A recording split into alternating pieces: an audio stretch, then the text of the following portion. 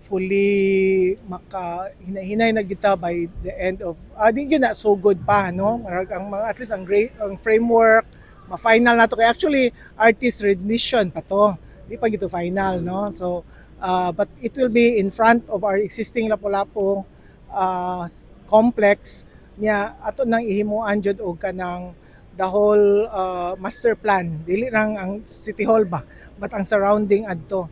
Oh, ato gito dili ato lang use of our own funds. Oo. Actually nanataroy makaingon ko mga 700 million nanata ang syudad ha for City Hall. Tagana na nagsugod last year 200 this year niya natay nakolekta na 300 ato nang gigahin pod para sa kon. Kung pwede lang di ta mo loan jud or nag-atang nagsigig pangulitaw ang Land Bank ug ang DBP.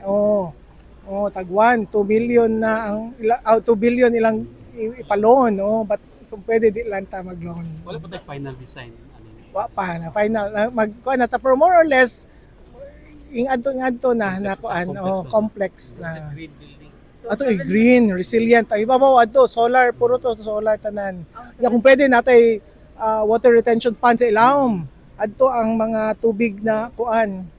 Ang 700 million mayor since allocation man initial running. Initial pa kay mga more or less 1 billion siguro gid na. For next year lain na sad mga 200 million na sad atong itagana sa atong budget.